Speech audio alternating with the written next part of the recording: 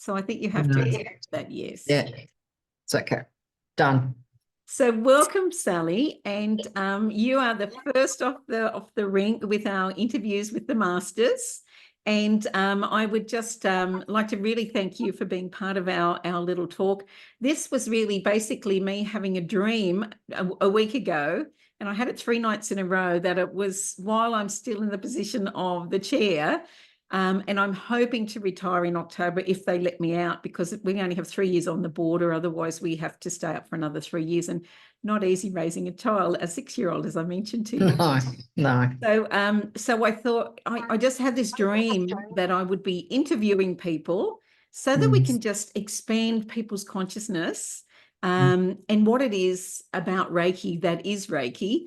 And what I know is that the symbol itself means the energy from the heavens and the energy from every living thing, the universe, Mother Earth. So it is that universal life force energy. And there are lots of people doing different forms of Reiki these days. I know I did some training with Hyakuten Inamoto as well, which was just such a blessing. And you were the contact I had through the emails so that I could register. So everybody, I would like you to welcome Sally Wain. Sally is she has her studio in Melbourne, and that is Komyo Ray-key Doh, Melbourne. She is also the administrator for Komyo Ray-key Doh International, and Inamoto Sensei's representative in Australia and New Zealand. Welcome, Sally, and thank you. Thank you very much for having me, Carol. Thank you. And so we've got a few questions here. And yes. We're also going to give Sally an opportunity to tell us a little bit more about herself, because it's not just about this work. Reiki is how we live our daily lives and how we express letting go of anger and worry, and having gratitude for every living thing, and that having gratitude, being kind and compassionate, doing our daily work, our diligence, giving everything all that we have. And it's really about expressing who we are through everything that we do. And so, Sally, can you tell us a little bit about you personally, where you grew up, your personal interests, your family, your background, all of that sort of stuff, so we can learn a little bit more about you? Okay. I was born in Australia, so I was born in Melbourne. I grew up in a southeastern suburb in Clayton, which is a southeastern suburb of Melbourne, of course. So I suppose a regular childhood, going to school, everything else. My mother's Japanese. My father is Australian. And they met over in Japan during the Korean War while my father was stationed over there in Kure, which is not very far from Hiroshima. Anyway, they met, married, came out, and then had me, of course, and my sister.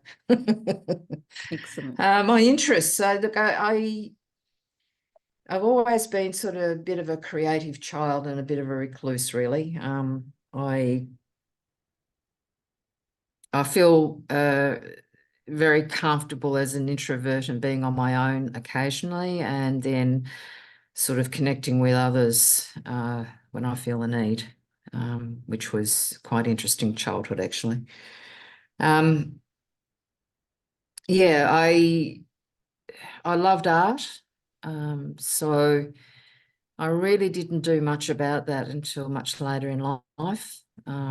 And I painted a few things, oil paints generally, but moved on to acrylics. If I'd known, I would have gotten you to bring them up to the screen so we could have a look. Well, you can see one right behind me. Wow, that's yours. Yeah, I painted Beautiful. That one. Yeah, Wonderful. I painted him about Mikhail Sui about 10 years ago, and I really haven't painted since then. I have done well, that's not quite true, is it?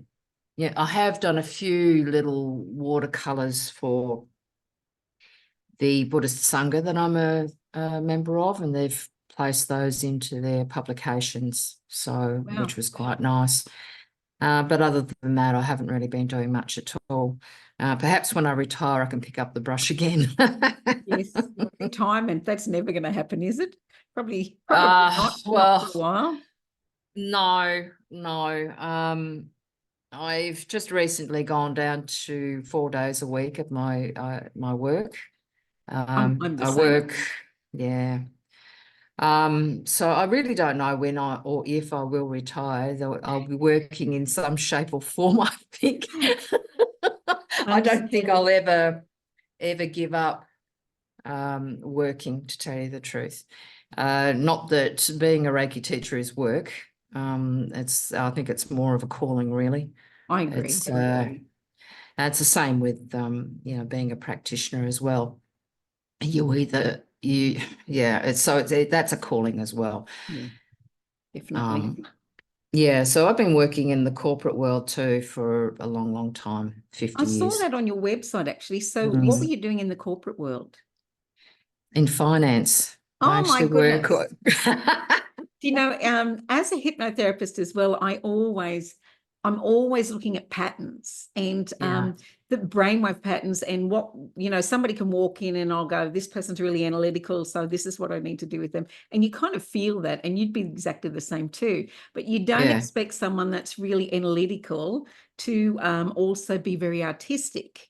And I know years ago, my son, who was working for Google, sent me this brain mapping thing, a test, an IQ test first. And let me tell you, I did pretty well. And he said, "Did you cheat, Mum?" And I said, "No. As a matter of fact, I cooked dinner while I was doing it." But it said that I was smack in the middle of left and right hemispheres. And I would think that you're probably the same. Yeah, I've been tested before too, and I can't remember who did it. I think it was a friend of mine many years ago.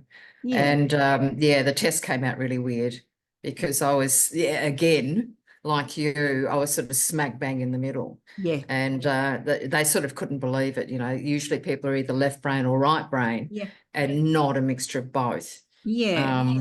Which is really weird. And the funny thing about it is, I'm a right-hander, but when it comes to the mouse, I use the mouse with my left hand. And I'm a left-hander and I use the mouse with my right hand. It's good. A bit of a mirror image. That's very funny. It is. I still remember my father taking us out to the golf course once, because my mum was a really wonderful golfer. And he took all of us children out, and I think I had 16 air swings on one of the holes. And he said, "Here, use my left-handed. No, use my right-handed club speed." No, it might have been the other way around, because you're no good with the other ones. And I did really well with the swap around. I think, anyway, it's interesting, isn't it? It is very, very interesting. I think one of the techniques, the Byosen Reiki and Ho in Reiki Ryoho, in general terms, you're supposed to use your non-dominant hand, for the scanning technique. Yeah. I suppose you could call it a scanning technique. But I have found that people, even with their non-dominant hand, had to switch over.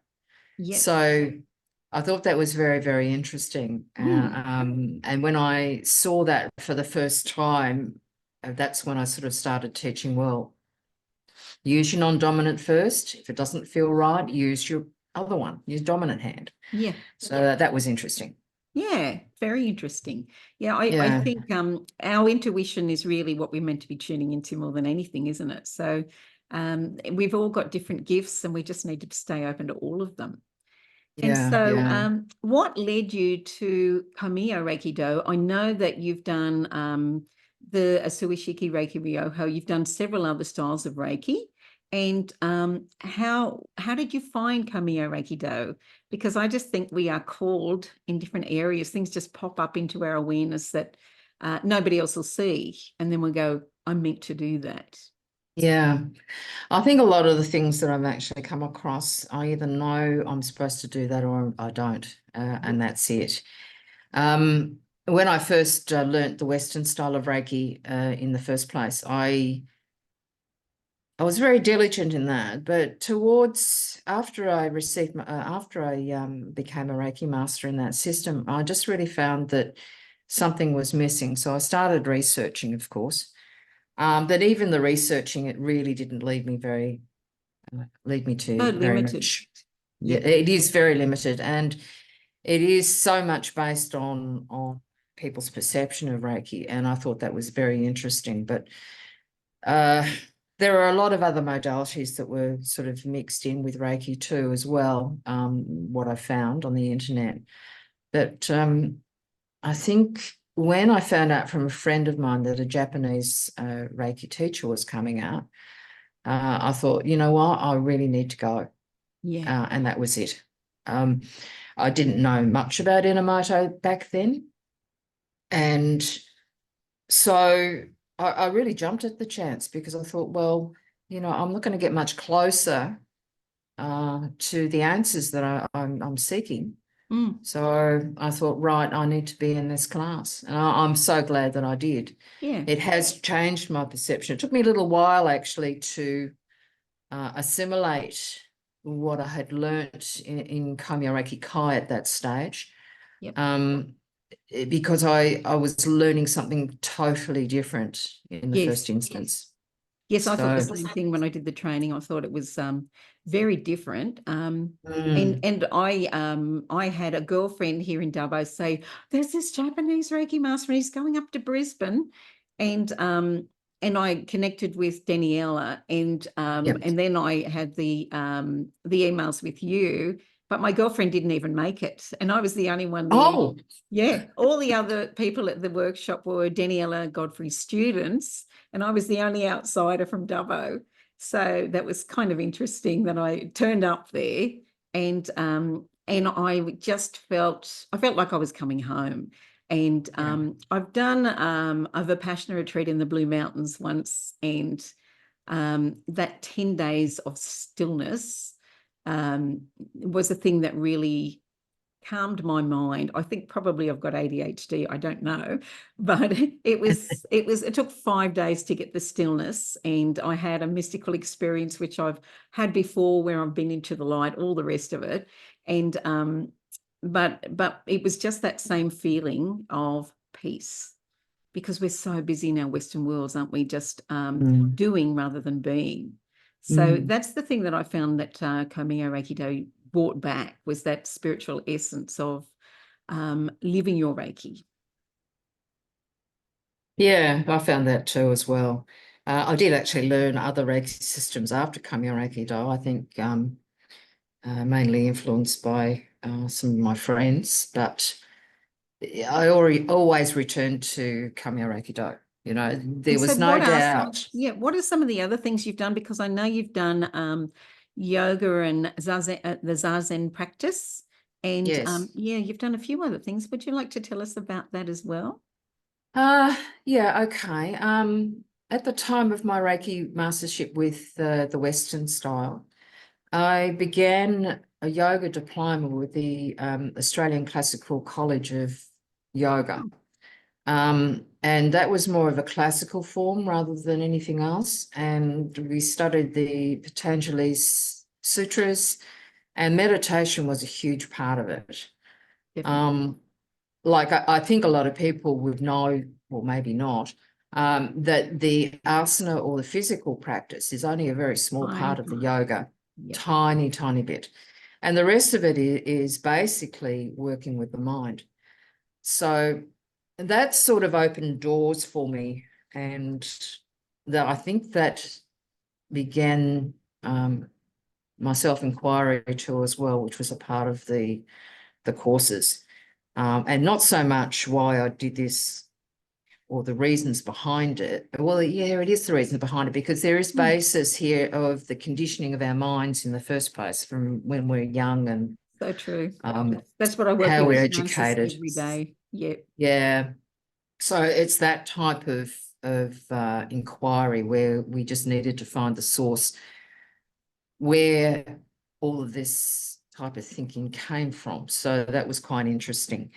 And with that, I started to do a lot more research in Reiki, as I said before. So the other part of it was that I had been thinking about Japanese Buddhism for quite a long time. And I've been putting off, or had put off, learning about that side of things for many years, until, you know, it's just a thought that came over me. I just have to do this. That's it. Yeah. So I travelled anything from about 50 minutes to about an hour and a half to get to this place every Thursday. Wow. It was on the other side of town. During peak hour, I had to go and travel through, which was interesting in itself, but it did teach me patience. I bet it taught you patience. So there was a benefit in sitting in the car for that long. Yeah, that's your meditation So time. yeah, well, it wasn't quite my meditation time, but it really, Just for it really, today, let go of yeah, anger. exactly. Do not worry. Do not anger is probably Oh, another yeah, one exactly. with peak hour traffic. But anyway, no, it taught me a great deal of patience there. Yeah, so that began in late, sort of the latter half of 2015. And then I became a member of this Sangha in 2016. And yeah, I was a regular attendee for quite a long time. And yeah, Exactly 2019. what is that? Well, sorry. Exactly what is that? What is what? The Soto Zen? Yeah, yes, that's what you said, that you've become a member of since 2016, yes. It's just a membership, and I think it's probably a commitment to the Sangha, really. Ah, Okay. It's I don't know how else to describe that. Yeah, I think it's a commitment to the practice and a commitment to the Sangha. So I really thought by the end of 2015 that this is my place. ah, And so, as you said with Reiki, it feels like coming back home. This was very similar for me as well. It's very much the same as the feeling that I had with Komyo ReikiDo as well when I first started that. Yeah, so I've been a member for quite a while now, and we get dressed up in our robes and all that sort of stuff. lovely. So in our black black But robes. it's all to set an emotional vibrational frequency of this is well, it actually triggers a thing in your subconscious mind that says, when I put these robes on, this is Yeah. the energy I now hold, doesn't it? Yeah, it does. It does actually change your practice.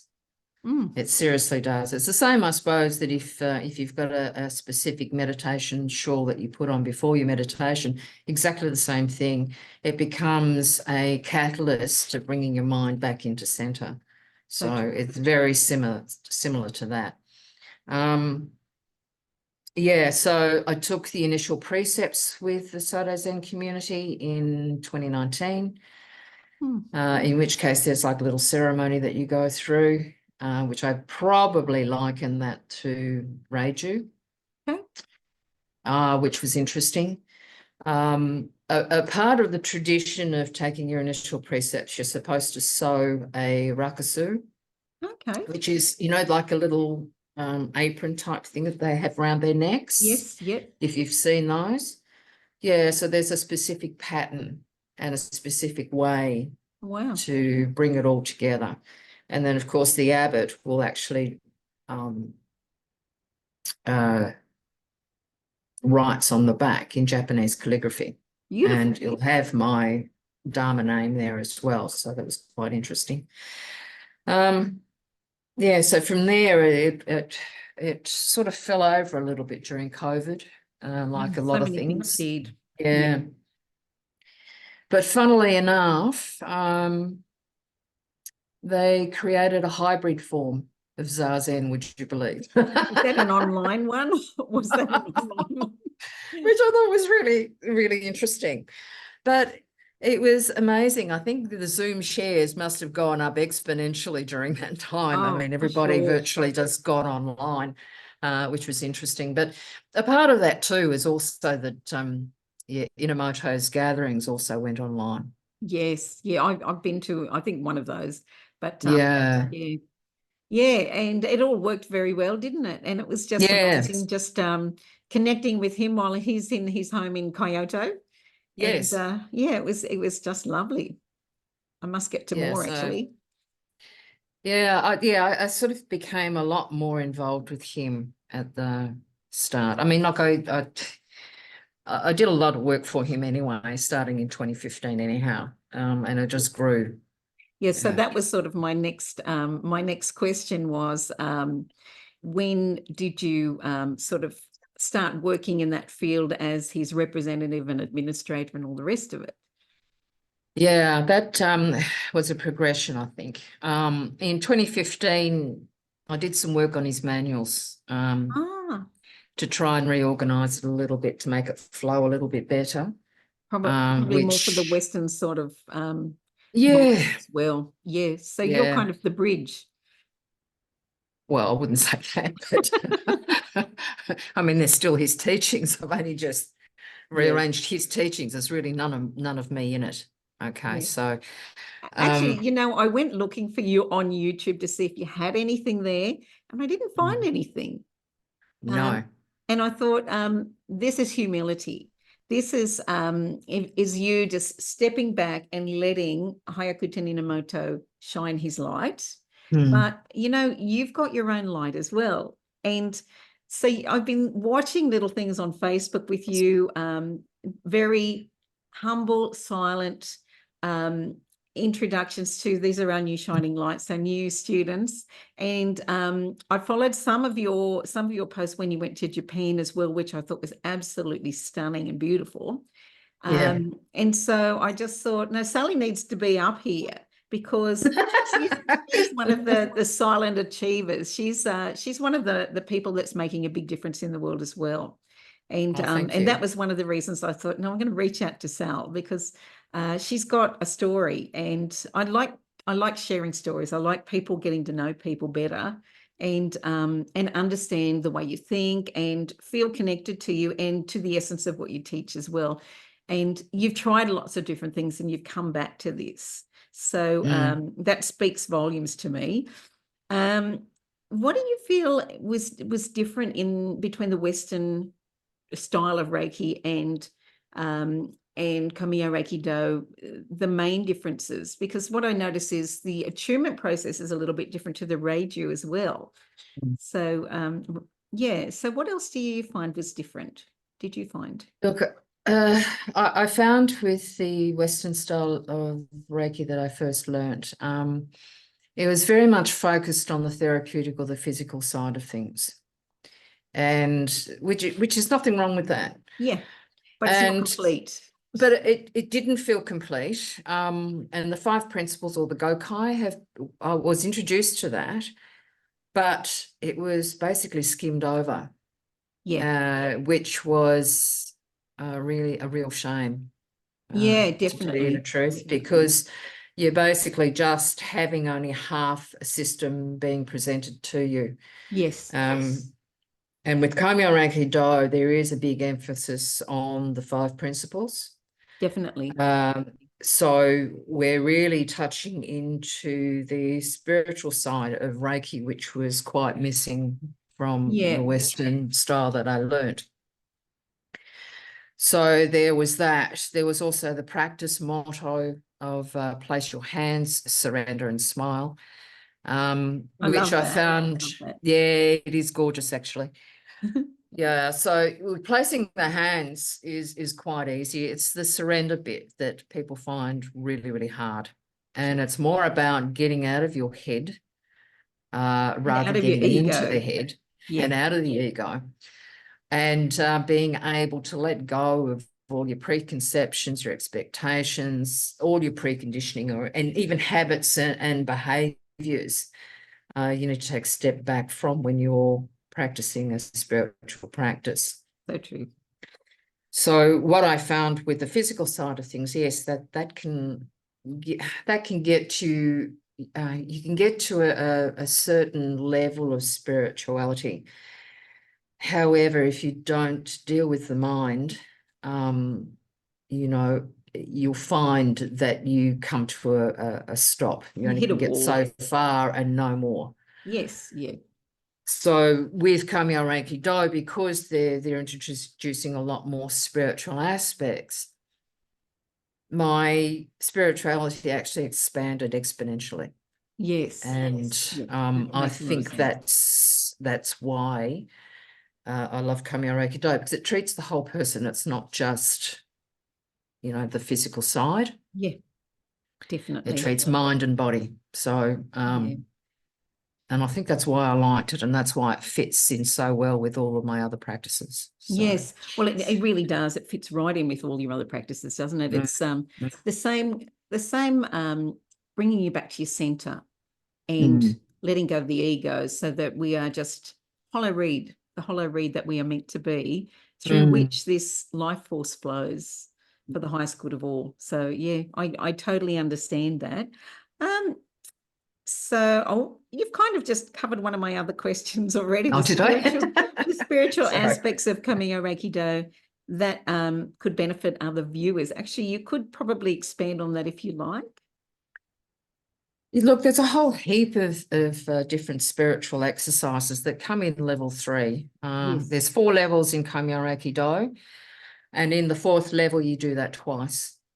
Yes. So that's the new standards. But in level 3, you really start expanding into the spiritual practice, letting go of stuff that you've accumulated, really starting to practice the Gokai in everyday life, or the 5 principles, sorry. And the surrender bit basically covers all 4 levels. It's it's not just about your hands-on practice. It's about everything.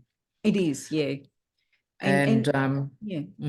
Go on, sorry. Oh, no, that you covered it, because it is, we so often we try to fight the river. We go upstream, we think we know better, and in fact, when we surrender and pull the oars out of the boat, it'll take us to where we need to go. And that I just find that so often, particularly in my hypnotherapy practice, when I have clients that have had all sorts of trauma, and then we're able to say, but how has that served you now?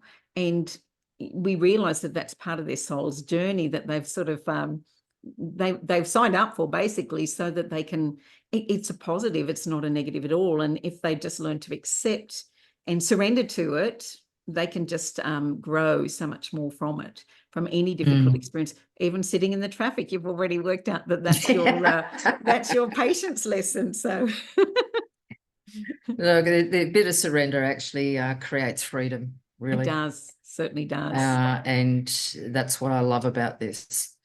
Surrender is not actually giving up anything, really. I agree. It's just changing your way of looking at things. Yeah. Yep.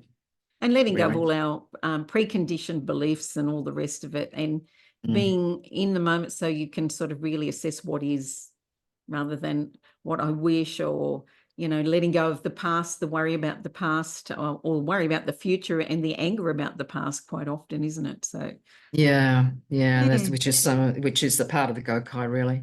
Very true, very true. So the others, it is. It's a totally spiritual path. It's not necessarily just for Reiki. I mean, it is basically life principles. It's not. You can apply this to every part of your life, really. Yes. Yeah. And I think when you get to the master level, that is what we aspire to do, is to live our day through every moment through those principles, in how we interact with people, in just letting that Komyo great beaming white light shine out. That's really what it is, isn't it? Yeah, pretty much. Yeah. It's pretty much getting out of, I think Shunryu Suzuki actually pointed very, very, very well about small mind, which is the egotistical mind. Yes. Trying to get out of the small mind to get to the big mind, because one doesn't exist without the other. No. So so just trying to pull back from the small mind to get to the big mind, and that is a part of Reiki Ryoho practice, really, isn't it? Yes. It's to step back from the ego or the small mind as much as possible in spiritual practice. But mind you still need the ego to actually function in everyday life. So, well, that's right. I mean, it's not an enemy. We live in these human bodies and lives for a reason, don't we? So yeah. And that's how we can connect with everybody. And I often think, sometimes when you're working with other people, You know, I've had some Reiki students who have gone, you know, I had one lady, a beautiful lady years ago, who said, oh, I talk to the fairies, and now that I'm doing this level, I talk to the flowers, and I used to be a fairy. And she said, I used to have to get my energy from the flowers, and now I can give it back. And everybody in the classroom went, are you serious? Why is she doing her master's? And I said, I meditated on this, and it came up, yes, every time. And I said, because what you don't understand is she will draw people to her that will never come to me. Yeah. And she's got a certain frequency that will attract those people. But then I had to talk to her and say, you need to learn to speak in the language of the people that you're working with first before you throw anything about the flowers and fairies to them. Because if you can talk in somebody else's language and they start to trust you and get to know you, then you can share your insights with them. So, yeah, so that was an interesting lesson for me too. And it's all about letting go of the judgment, isn't it? Yeah, it is. Judgment can get us into a lot of trouble. And, you know, this can actually cause us irritation, anger, all the rest of it. And it's all based in what we've learned or experienced In those early previously. years. Yeah, the early years especially. Yeah, definitely. Definitely. So it is quite interesting. The journey of spiritual practice is basically acceptance. And with acceptance, there is no judgment. There is nothing else. And that's just surrender again, isn't it? Yeah, pretty much. Yeah. And a part of that also is the realization that we don't have to react to everything. So true. We don't have to be right. Okay. We don't have to have any of that. We don't have to argue at all. No. And we don't have to care if somebody agrees with us or they don't. That's not my circus, not my monkeys is a big one, I say. A good one. But it is true. I think Wayne Dyer, the great spiritual teacher, used to say, what you think about me is none of my business. So, I mean, even with today's society where we have to thank people, right? Even that is an expectation that we could probably lose. We don't need to be actually thanked. We should already know that what we have done is enough. True. That's it. Very true. So, yeah, it's an interesting thing that happens when you do your spiritual practice and try and walk the walk as much as possible. Mind you, there are epic fails. Yes, tell me about it. So, you know, I'm also very, very aware that, my epic fails are really epic fails. And, you know, sometimes red flags come up and I will react. But in that it's still an awareness that I have to have, but the red flags are becoming few and far between now. Yeah. Look, I said, somebody once said to me, oh, you're a Reiki master, you mustn't get angry. And I just laughed and I said, are you serious? Yes. And I said, what I found is, because I've been doing Reiki since 1998, and I said to them, what I've found is we still continue to make many mistakes, but we learn faster and we recover quicker. And so it is about when we fall down, we get back up again. And we just ask, how can this serve me? What can I learn from this so I don't do it again? So we start reacting to life and we start to respond in a whole new level, don't we? Yeah, exactly. Exactly. Yeah. There's new awareness, there's a new perception, and those perceptions, once they change, then we react from a different place, if we react at all. So it is an interesting little journey. I've forgotten what we're talking about. We were talking about the surrender and letting go of the smaller self at times, but remembering that is a part of who we are as well. Yeah.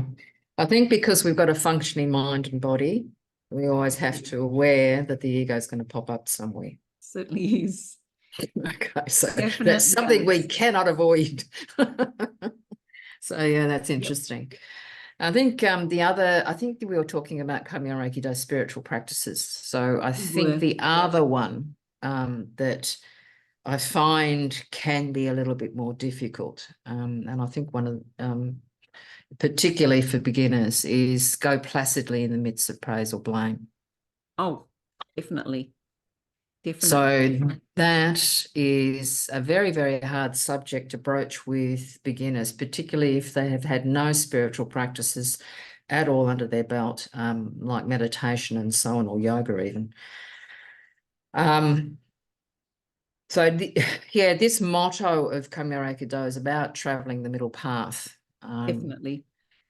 So it's about not reacting to the good in life or the bad in life. In other words, the praise or the blame section. Yes, it reminds me of the story of the Chinese farmer. That's it. Do you know Go that on. story? No. Okay. So once upon a time, there was a Chinese farmer and he had a son. And his son went out one day and he caught this wild horse. And he brought it back to the farm. And all the villagers said to the farmer, "Oh, what good fortune. How wonderful." And the farmer said, "Perhaps." So the very next day, the young son of the farmer got on the horse and went for a ride. The horse threw him off and he broke his leg. So all the townspeople said, "Oh, what a terrible thing. How terrible is that?" And the farmer said, "Perhaps." And the next day, the Chinese government sent people out to all the villages to collect people to take them to fight in their war. But when they came to the farm, they couldn't take the young fella because he had a broken leg. And again, the villagers said, "Oh, what wonderful fortune." And the farmer said, "Perhaps." And so it is always about not deciding if something is good or bad, but just becoming the observer of the thoughts and just understanding that there's no point in making a judgment. We don't have to react. We can just be with what is.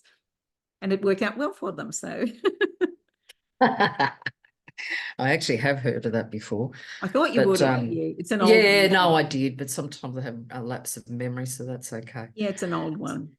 Yeah, it is. Yeah, it is. I've forgotten about it actually. Yeah, so the go placidly is the part that I think that most of us would like to be in, that calm space where our perceptions basically are a lot clearer when we're from in the calm space rather than from an angry one, because when we lose our minds basically in anger and we don't see things clearly. So go placidly is it can be quite challenging. Definitely.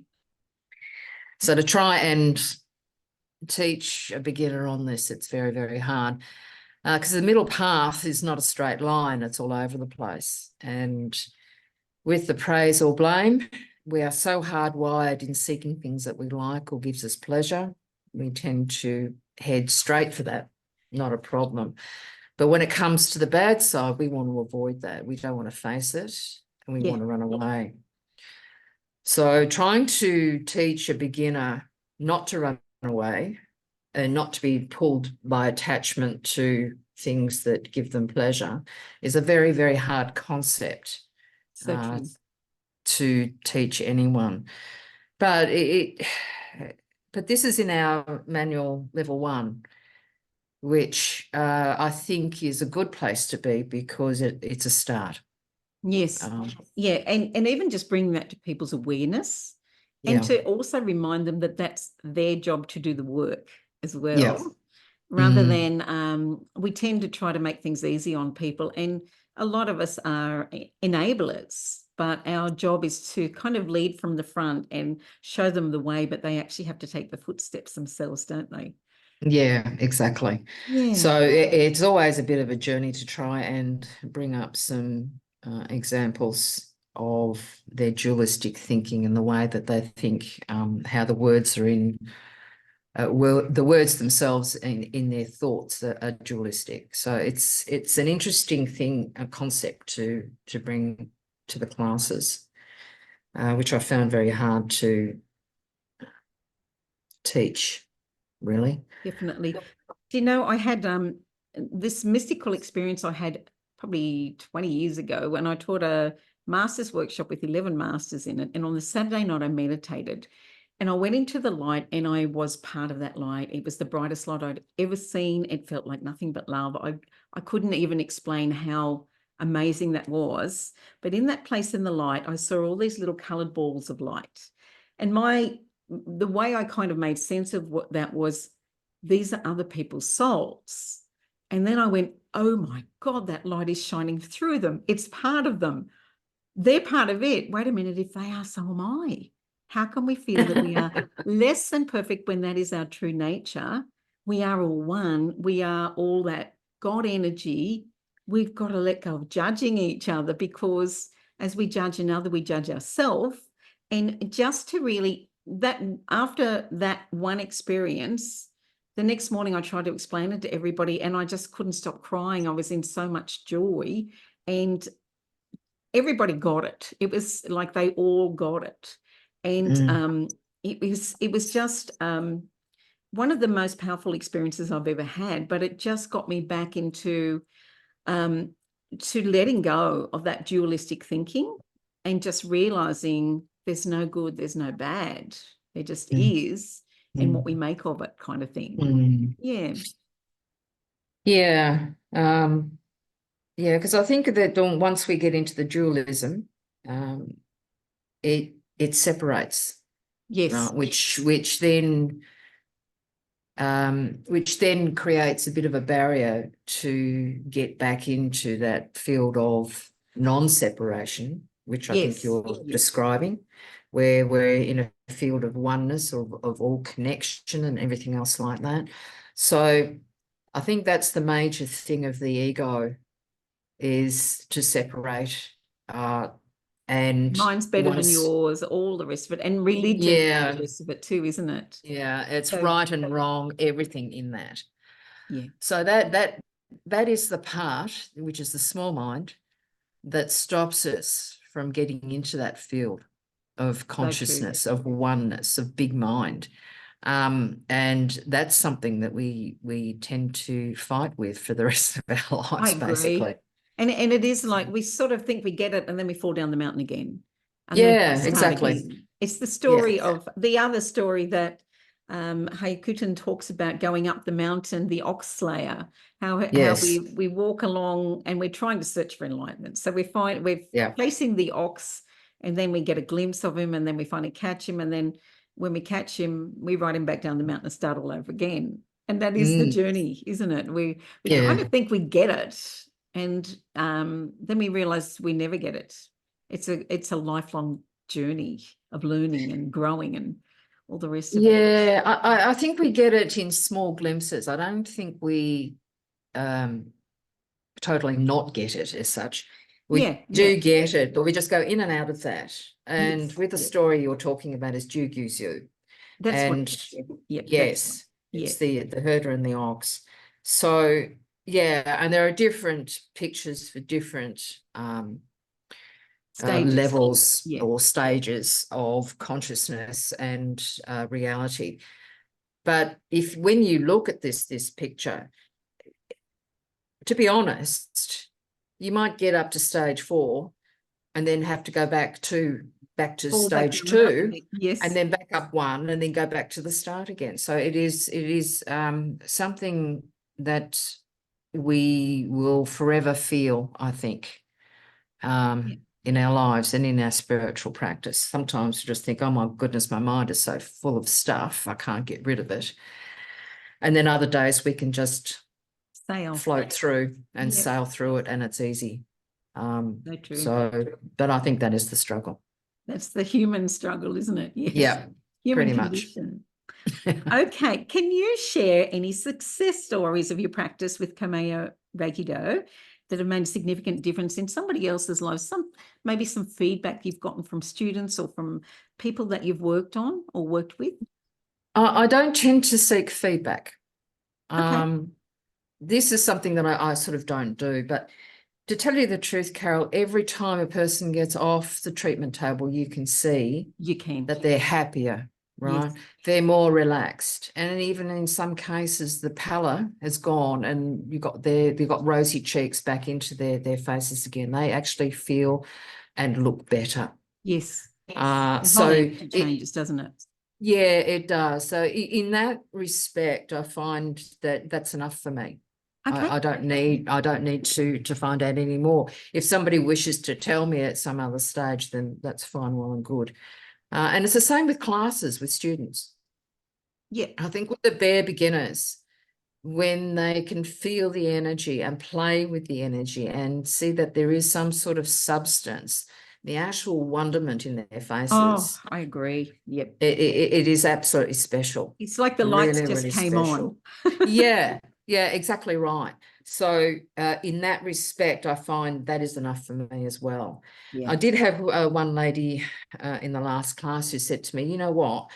She said, after today, I just realized that the pain in my neck that I've been trying to get rid of for a number of weeks is now gone. Wonderful. Perfect. And I thought, that's great. Thank you Yeah. for sharing. That is awesome. I mean, that's where really the thing is that they've recognized it. That's what is the best part of that, isn't it? Yeah, it is. It's when they realize they're more than what they thought they were. Exactly. Yeah. And Because I I thought have that's people brilliant. say, "Oh, I didn't think I'd be able to do it." And I go, "You cannot not do it. It's part of your being. It's part of who you are." And my job is just to open up that little awareness for you so that you just recognize your own true nature, really. Yeah, pretty much. Yeah. So yeah, so in that respect, I can see the success every time. Yeah. So That's um wonderful. mm, Have you felt that there have been any challenges you've had to face through your practice? Any major challenges? look, not I'm a bit, yeah, I'm not sure how to answer that. Sorry. Look, we all have challenges. And yeah, it is always something that we have to face anyway. And you know, as I said to you, sometimes I have epic fails. Ditto. But yeah, and I just need to sort of reflect on it and then move on, because there's nothing more I can do on that. What's happened has happened. And yeah, I just need to let that go and move on Yeah. and And learn that's the from thing. it, you know? Yeah, yeah. I mean, That's I just all. don't think there really are any failures as long as we learn from them and just choose to make amends for it or make a difference next time so that we continue to rise up, really. Yeah. Yeah, I think the challenge here is to try and not feed into our habits more than we should. So true. So true. So Excellent. that's it. So how you went to Japan. Can you Yes. tell us a little bit about what was that the first time you've been to Japan or you've been before with your father or I um went to Japan as a young girl with my mother when I was about 6 or 7. and And what were some of the most significant and enjoyable experiences you had while you were in Japan? well, it was a bit of a dual purpose, really. The first thing was that Justin Stein had a Reiki history tour around about that time. So he's going to And be I one of our thought, speakers too. Oh no, wrong Justin, person. I've got Francina, wrong yeah, person. wrong Yes. person. Justin Stein is a Reiki researcher. That's Oh, that's right. I did know that. yeah, he's an American. But he had a Reiki history tour in April 2023, and that was straight after the Osaka 100-year centenary Wow. of Reiki Ryoho. So I went there beforehand. I didn't want to go to the centenary. I had some sort of personal journey that I needed to actually do, and I couldn't take too much time off work, of course. So that was more important for me than attending the conference.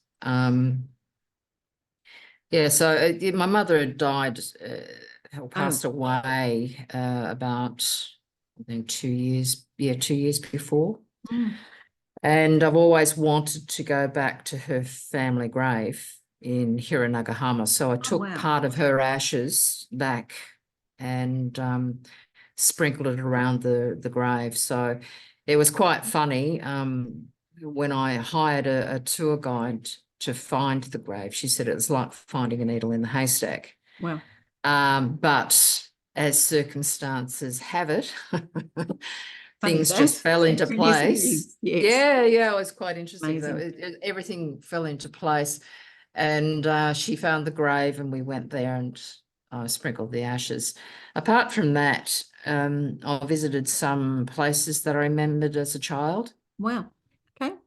as well. So I revisited this Miyajima Island, which is about an hour away from Hiroshima, and stayed there overnight because I had distinct memories of going to the shrine there that looks like it's floating in the water in Wow. high tide, and it's Yeah. beautiful there. And you've got the floating Torii Gate there, which is very, very distinct in my mind. Mm. So yeah, there was an energy there that I felt as a young child. So I went Amazing. back there and I certainly found it in the temple. So that was interesting. That is. That is. Um, yeah, but other than that, I traveled to a few places that really held a lot of interest to me. Mm. Amaterasu Omikami, which is the sun goddess. Mm. I went to her main temple in Ise, uh, uh, which was fabulous. And of course, with Justin Stein, visiting Mount Karama, was an interesting place too as well, near the summit, Wow. where all the magical tree roots and old cedar trees and that. The energy on that mountain is astronomical. Wow. Okay. And yeah, so I'll be returning back there in November this year. Wonderful. Yeah, Wonderful. to go back and do some practices there. The thing about Japan is it's not so much in the cities, but in temple grounds and in the quiet places. The energy from that place was amazing. Mm. And it's drawing me back actually. Yeah. So I think when we've got places of worship or places, well, I mean, there's going to be ley lines and all sorts of things there, but with people continually, I don't know how to word it, using those places, those sacred places for prayer, for meditation, that in itself seems to rise the vibration and that energy of a place, doesn't it? It certainly does. Mm. But it's also Mount Karama, or Karamayama as it's called, is a known power spot. Ah, okay. The whole mountain is a power spot. And then Wow. there's a couple of other specific power spots there too as well. One is in front of the temple of Karamadera, and it's on the other side is another little temple where is another power spot to Maoson. So it is very, very interesting to actually stand in the different places. Wow. But yeah, the only shame about it was that when we went to near the summit of the mountain, or Sugi Gongen temple, where Sui Sensei was supposedly received great Reiki, in his words, was very near that place. And the little temple there has now been destroyed by a typhoon in 2018, unfortunately. Oh. But even so, the energy there is just amazing. Yeah. Absolutely amazing. Yeah, that's wonderful. Mm. Yeah, so you got to get there, you got to experience that. That's what's so wonderful too, because so many of us, we just don't have any understanding of that, the concept of that feeling when you go to a place like that. So I think if anything, I mean, with my Reiki practice and with Inamoto Sensei, who came up on the mountain with us the second day, there was a real connection at the very soul, I think, the very heart of me. Yes. That made Reiki Ryoho make sense. There was an understanding there. Yes. And it was really a really odd feeling, actually, to feel that there. And receiving Reiju on top of the mountain too was wonderful. Meditating there was wonderful. So if any of the Reiki practitioners really want to connect to their Reiki practice, I would highly recommend to visit Mount Karama. Wow. Well, hopefully anybody seeing this video will actually think to go and do that, because it just it deepens your connection to your soul, doesn't it? It does, definitely. It really, really does. And everything that you learn all of a sudden seems to make sense, or there's more of an understanding of it. Knowing. And there is a complete knowing. Yes. So which I found very, very interesting. Mm. So yeah, a part of the other part of the history tour is that we visited Taniai village where Sui Sensei was born. I saw the gate, the Torii gate where he donated with his brothers, and you can see their names etched in the gate itself. It's like concrete, but it's not quite concrete. So their names are literally etched in stone. Amazing. It was. And Saihoji Temple in Tokyo, which is the Jodo Shu Buddhist temple. I visited the grave there too as well, which also had significance in there. However, I must admit, over the years, some of the Reiki practitioners weren't behaving too well. So the wife of the temple priest wasn't too welcoming. So yeah, no, it wasn't good. I mean, yeah, so we had to go there in groups of 3. Not all of us could go in at the one time. And I could see the reasoning behind that, because you don't want people just climbing over other people's graves and all this sort of stuff. No. So, which did actually happen. Yeah. And I heard a story from one of the participants that someone tried to chisel off a piece of stone. How disrespectful. Yeah. So yeah. So if anybody goes there, they just need to be aware of that no big groups and no chisels go through, and no chisels. which is really not funny, but you know. I know, but the things that people do. Yeah, I know. I sort of was absolutely horrified when I heard that, but anyway. But well, obviously they got caught before they did it. Yes. So yeah, I know that Justin's actually having another tour in October this year. Now I'm advertising his tours now. And also that's in okay, May. because you've given up your time. And I was actually, some of the other stuff I was going to ask you was, firstly, what is your vision for your Reiki practice, your personal Reiki practice, and for your future? But also, if you had any upcoming workshops you'd like to share with everybody as well. Okay. And I'd like to also, when we post this video, I'd like to also put your links to your website and anything you've got on as well, because we're all in this together. And my job is to open people's minds and hearts to try new things as well, because it's all knowledge, it's all growth, and it's all uplifting. So what is your vision for your future? And tell us about what you've got in the pipeline. Okay. My vision hasn't really changed since I started all this. I think it's basically just bringing Reiki to the awareness of others. But particularly, I want to be able to teach people to bring Reiki into their homes. Perfect. And that was my vision originally, and it still is now. Wonderful. I've got classes and everything else scheduled throughout the year, and that's usually on my website. Okay. I have got a Shinpuden happening on the long weekend down here in Melbourne. I think it's the 8th, 9th and 10th of June. I have a couple of my advanced students joining that, but it's pretty much open to any Reiki Masters if they really wish to learn Komyo ReikiDo if they want to. Wow. Wonderful. So that is pretty much open. But other than that, there are posts on Komyo ReikiDo International for any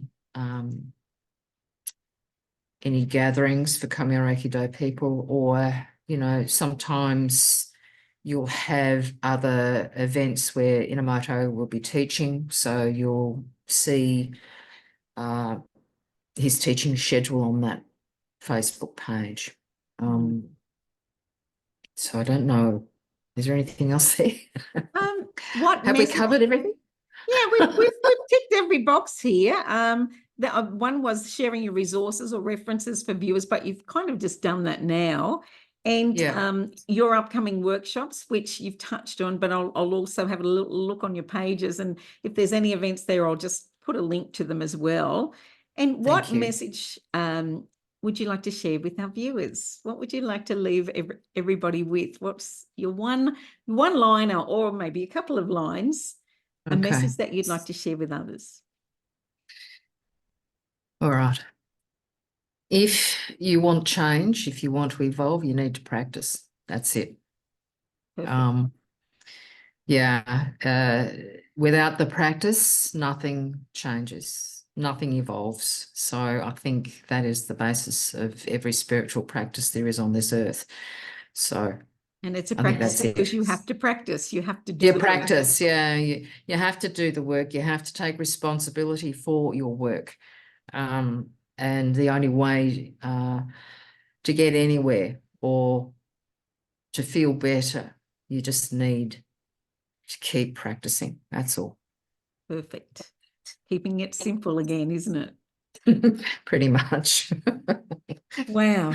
Well, I think everybody's going to be so happy to see this interview with you, Sally. And I really appreciate everything that you've done and everything you've said, and just sharing your time and your energy and that little part of you with everybody. I think that's a wonderful thing. And hopefully it's going to also get people to look at other styles, including Komyo Reiki Doh, so that they can try something that's going to bring them closer to their spirit, which is just wonderful. So thank you so much. I will now end the recording, and hopefully we will both be on it once I have a look at it, because I'm not so good with this thing. But anyway, we will work that out. Okay. Thank you very, very much, Carol. Thank you, everyone. Take care. Thanks, everybody out there in La La Land.